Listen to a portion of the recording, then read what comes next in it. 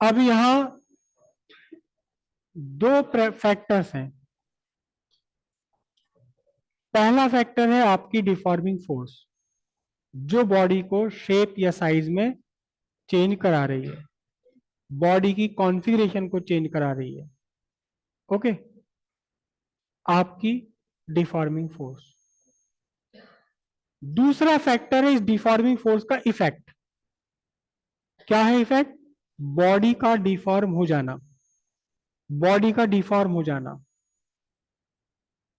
आपने force apply की, deforming force, इस फोर्स का इफेक्ट क्या हुआ कि बॉडी डिफॉर्म हो गई।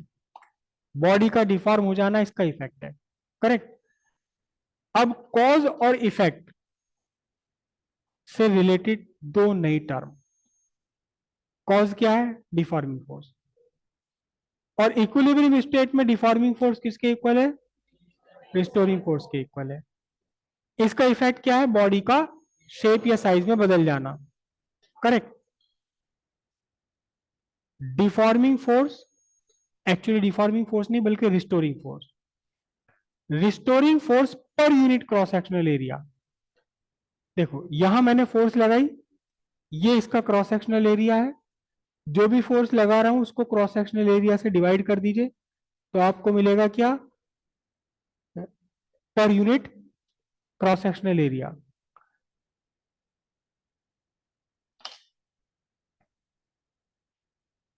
ये मेरा, मैंने फोर्स लगाई, या इसी को लगाता हूं, इसको लगाता हूं, चलो ये चीज हाथ में है, मैंने इस पर ये फोर्स लगा रखी है, डिफॉर्मिंग फोर्स लगाई ना इस दबाने के लिए।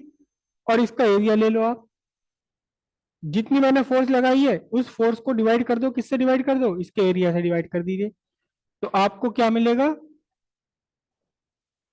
Per unit cross sectional area. Restoring force per unit cross sectional area, equilibrium में ये डिफॉर्मिंग फोर्स हो जाएगा per unit cross sectional area. तो अब ये जो per unit cross sectional area है, एक्चुअली ये डिसाइड करता है कि कितना डिफॉर्म होना है, टोटल फोर्स डिसाइड नहीं करती। Per unit cross sectional area कितनी फोर्स है ये डिसाइड करता है कितना कितना डिफॉर्म हो जाएगा। समझ गए बात? तो इस per unit cross sectional area, restoring force per unit cross sectional area का एक नया नाम देंगे हम, stress. Stress, STRESS, stress, correct. Stress पर डिपेंड करेगा कि कितना डिफॉर्म होना है, टोटल फोर्स पर डिपेंड नहीं करेगा। जितनी फोर्स मैं यहां लगा रहा हूं इतनी ही फोर्स अगर मैं इसके दुगने मोटे स्केल पर लगाऊं तो उतना डिफॉर्मेशन नहीं आएगा, जबकि फोर्स मेरी वही की वही है। लेकिन क्रॉस सेक्शनल एरिया बढ़ने से force per unit cross sectional area change हो गया। तो force per unit cross sectional area यानी कि स्ट्रेस ही डिसाइड करता है कितना डिफॉर्मेशन होना है। ओके, अब कितना डिफॉर्मेशन हो गया, कितना डिफॉर्मेशन हो गया, इसे आप कैसे रिप्रेजेंट करेंगे? इसे आप कैसे रिप्रेजेंट, चलिए मैं ये ले लेता हूं हैंकी। ये फोर्स है, एक मैंने इस पे फोर्स लगाई, इसकी लेंथ बदल दी, डिफॉर्म कर दिया इसको, लेंथ चेंज हो गई ना इसकी। डिफॉर्म स्टेट का मतलब अब इसकी लेंथ चेंज हो गई है, ठीक है। लेंथ का चेंज हो जाना है डिफॉर्मेशन होना। अब कितना डिफॉर्मेशन हुआ है इसे हम कैसे मैथमेटिकली कैसे एक्सप्रेस करेंगे?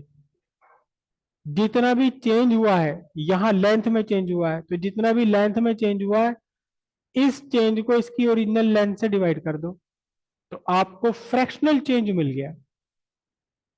समझ आई? ये फ्रैक्शनल चेंज इफेक्ट है आपके स्ट्रेस का, स्ट्रेस का इफेक्ट है ये, करेक्ट।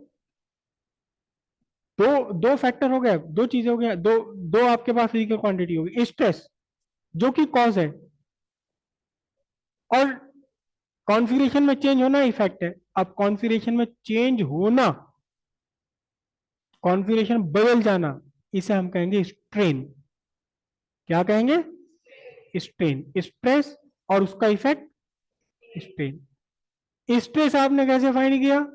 कि आपने टोटल फोर्स, रिस्टोरिंग फोर्स को आपने क्रॉस सेक्शनल एरिया से डिवाइड कर दिया, तो आपको स्ट्रेस मिलेगा। स्ट्रेन कैसे फाइंड करोगे? जो भी चेंज हुआ है कॉन्फ़िगरेशन में, अभी हमारे इस केस में चेंज हुआ था लेंथ में, जरूरी नहीं कि लेंथ में चेंज हो, कुछ और भी चेंजेस हो सकते हैं, कुछ और भी चेंजेस हो सकते हैं। तो जो भी चेंज हुआ है कॉन्फ़िगरेशन में, उस चेंज इन कॉन्फ़िगरेशन को ओरिजिनल कॉन्फ़िगरेशन से डिवाइड कर दो। तो अब जो आपको रेशियो मिलेगा, ये क्या मिलेगा? स्ट्रेन कहा जाएगा ये। करेक्ट। जब आपने स्ट्रेस फाइंड किया, फोर्स को डिवाइड किया क्रॉस सेक्शनल एरिया से, तो स्ट्रेस का यूनिट क्या होगा? फोर्स न्यूटन पर स्क्वायर मीटर। स्ट्रेन के लिए आपने जो भी चेंज हुई लेंथ में, उस लेंथ को ओरिजिनल लेंथ से चेंज कर दिया, ओरिजिनल लेंथ से डिवाइड कर दिया, तो इसका यूनिट क्या होगा? क्या होगा इसका यूनिट? प्योर रेशियो हो गया, इसका कोई यूनिट नहीं। ठीक है। एक और चीज हो सकता है, देखो, ये एक सर्टेन वॉल्यूम है इसका, है ना? डिफॉर्मिंग फोर्स लगाई, वॉल्यूम कम कर दिया है, तो अब क्या हुआ? Change in volume.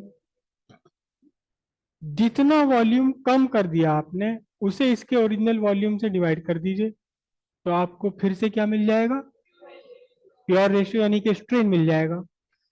अब ये तो बात गड़बड़ हो गई कि लेंथ को लेंथ से डिवाइड करके भी स्ट्रेन आ रहा है, और वॉल्यूम चेंज को वॉल्यूम से डिवाइड करके भी चेंज स्ट्रेन आ रहा है। तो अब हम यहाँ और डिफरेंशिएट करेंगे। लेंथ में चेंज आ रहा है, तो लेंथ, चेंज इन लेंथ को लेंथ से डिवाइड करके जो स्ट्रेन मिला, उसे हम कहेंगे लॉन्गिट्यूडिनल स्ट्रेन। क्या कहेंगे? Longitudinal strain. Volume, change in volume को वॉल्यूम से डिवाइड करके जो आपको स्ट्रेन मिला, इसे आप कहेंगे volumetric strain. Volumetric strain. Correct. कई बार ऐसा भी होता है कि आपने डिफॉर्मिंग फोर्स लगाई, ना लेंथ बदल रही ना, अच्छा एरिया, एरिया भी बदल सकता है। एरिया की बात करें पहले, देखो ये सर्टेन एरिया है, इसका सर्टेन एरिया है, और मैं क्या करा, एक खींच दिया ऐसे बाहर को पकड़ के अपने हाथों में, कुछ तो थोड़ा बहुत फैल गया है, वॉल्यूम में कुछ तो, इसके एरिया में कुछ तो चेंज हुआ ना। तो जो भी चेंज हुआ एरिया में, उसे आपने इसके ओरिजिनल एरिया से डिवाइड कर दिया, ये कहलाया जाएगा एक नया टाइप का स्ट्रेन, एरियल स्ट्रेन। इसका एक और नाम है सुपरफिशियल स्ट्रेन। क्या नाम है? Superficial strain. तो लेंथ में अगर चेंज हो, लॉन्गिट्यूडनल स्ट्रेन। एरिया में चेंज हो तो एरियल या सुपरफिशियल। वॉल्यूम में चेंज हो, वॉल्यूमेट्रिक स्ट्रेन। कई बार ऐसा होता है कि ना लेंथ में, एरिया में, वॉल्यूम में चेंज हुआ, बल्कि बॉडी का शेप चेंज हो गया, बॉडी का शेप चेंज हो गया। ऐसा इफेक्ट जिसमें डिफॉर्मिंग फोर्स से ना लेंथ चेंज हो रही, ना एरिया, ना वॉल्यूम, बल्कि शेप चेंज हो रही है, शेप चेंज हो रही। अब यहां देखना जरा ध्यान से आप, जो आपके सामने ये वाला सरफेस है, ऑलमोस्ट रेक्टेंगल है ना? रेक्टेंगल है ना पूरा? अब मैंने यहां एक फोर्स लगाई,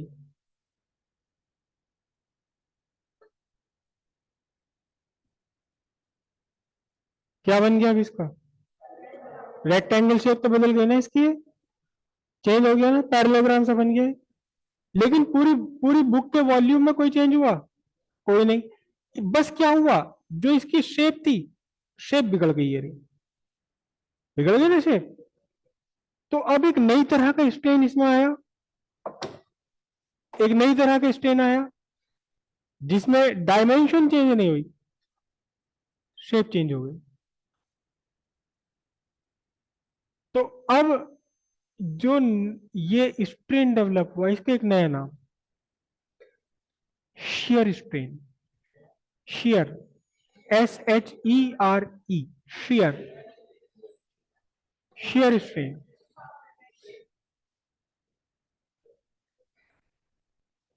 समझ रहे बात? तो चार तरह के तो स्ट्रेन हो गए, करेक्ट। अब कौन किस हद तक इलास्टिक है ये डिसाइड होगा एक नई फिजिकल क्वांटिटी से। कुछ कम इलास्टिक है, कुछ ज्यादा इलास्टिक है, कुछ बिल्कुल ही इलास्टिक नहीं है ना? तो कितनी है इलास्टिसिटी, इसे रिप्रेजेंट करने के लिए फिर एक नई फिजिकल क्वांटिटी, करेक्ट। दो फिजिकल क्वांटिटी आपके पास है, स्ट्रेस और एक स्ट्रेन, करेक्ट। एक नई फिजिकल क्वांटिटी इन दोनों का रेशियो, किसका रेशियो? स्ट्रेस और स्ट्रेन का रेशियो। ये एक नई क्वांटिटी, फिजिकल क्वांटिटी बनी, जिसे कहते हैं मॉडुलस ऑफ इलास्टिसिटी। एक रेशियो मिल गया, एक आपको एक कांस्टेंट बन जाएगा फॉर ए गिवन मटेरियल। इसे क्या कहा जाएगा? Modulus of elasticity, correct. अब क्योंकि तीन अलग अलग तरह के स्ट्रेन है, तो मॉडुलस ऑफ इलास्टिसिटी भी अलग अलग हो जाएंगे। अगर लेंथ में चेंज हो रहा है तो कौन सा स्ट्रेन है? लॉन्गिट्यूडनल।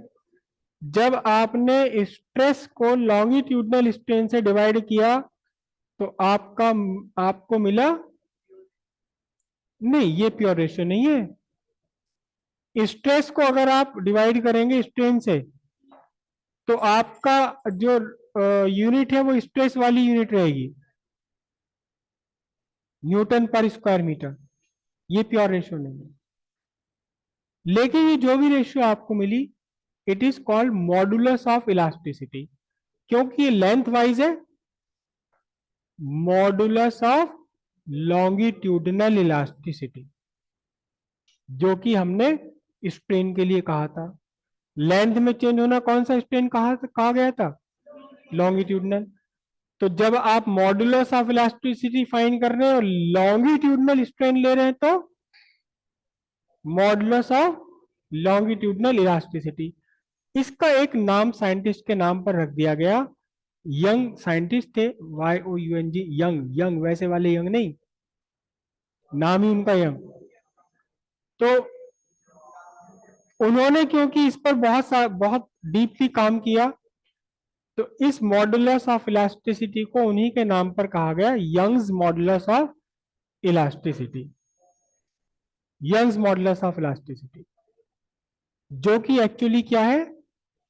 स्ट्रेस का लॉन्गिट्यूडनल स्ट्रेन के साथ रेशियो, करेक्ट।